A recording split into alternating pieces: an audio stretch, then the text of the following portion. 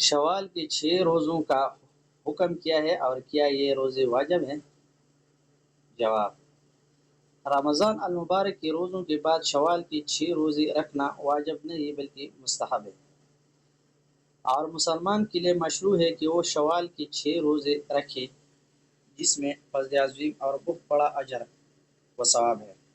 کیونکہ جو شخص بھی رمضان مبارک کے روزے رکھنے کے بعد شوال میں 6 روزے بھی رکھے تو اس کے لیے پوری سال کے روزوں کا اجر و ثواب لکھا جاتا ہے۔ نبی مکرم صلی اللہ علیہ وسلم سے بھی یہ ثابت ہے کہ اسے پوری سال کا اجر ملتا ہے۔ ابو ایوب انصاری رضی اللہ تعالی عنہ بیان کرتے ہیں کہ رسول اکرم صلی اللہ علیہ وسلم نے فرمایا، جس نے رمضان المبارک کے روزے رکھنے کے بعد شوال کے 6 روزے رکھے تو یہ ایسا ہے جیسے پوری سال کے روزے ہو۔ صحیح مسلم، سنن ابو داؤد، سنن ترمذی، سنن ابن ماجہ۔ نبی مکرم صلی اللہ علیہ وسلم نے اس کی شرح اور تفسیر اس طرح بیان فرمائی ہے کہ جس نے عید الفطر کے بعد 6 روزے رکھے اس کی پوری سال کے روزے ہیں۔ جو کوئی نیکی کرتا ہے اسے اس کا اجر 10 گنا ملے گا، اور ایک روایت میں ہے کہ اللہ تعالیٰ نے ایک نیکی کو 10 گنا کرتا ہے، لہذا رمضان مبارک کا مہینہ 10 مہینوں کے برابر ہوا اور 6 دنوں کے روزے سال کو پورا کرتے ہیں۔ سنن نسائی، سنن ابن ماجہ، دیکھی صحیح الترغیب۔ اور ابن حزیمہ نے مندرجہ ذیل الفاظ کے ساتھ روایت کیا ہے، رمضان مبارک کے روزے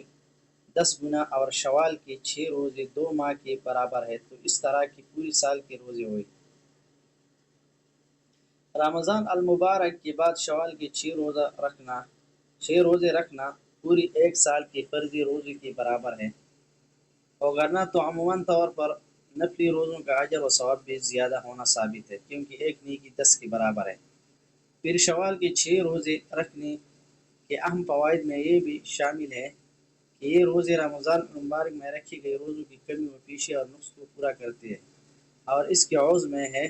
کیونکہ روزہ دار سے کمی پیشی ہو جاتی ہے اور گناہ بھی سرزد ہو جاتا ہے، جو کہ اس کے روزوں میں سلبی فلو رکھتا ہے، اور روز قیامت فرائض میں پیدا شدہ نقص نوافل سے پورا کیا جائے گا، جیسا کہ نبی اکرم صلی اللہ علیہ وسلم نے بھی فرمایا ہے، روز قیامت بندے کے اعمال میں سب سے پہلے نماز کا حساب ہوگا۔ نبی اکرم صلی اللہ علیہ وسلم نے فرمایا، ہمارا رب عز و جل اپنے فرشتوں سے فرمائے گا، حالانکہ وہ زیادہ علم رکھنے والا ہے، میرے بندے کی نماز کو دیکھو کہ اس نے پورا کی ہے کہ اس میں نقص ہے، اگر تو مکمل ہوں گی تو مکمل لکھی جائے گی، اور اگر اس میں کچھ کمی ہوئی تو اللہ تعالیٰ فرمائے گا، دیکھو میرے بندے کی نوافل ہے، اگر تو اس کی نوافل ہوں گی تو اللہ تعالیٰ فرمائے گا، میرے بندے کی فرائض اس کی نوافل سے پوری کرو، پھر باقی اعمال بھی اسی طرح لی جائے گی۔ سنن ابو داؤد، حدیث نمبر 733۔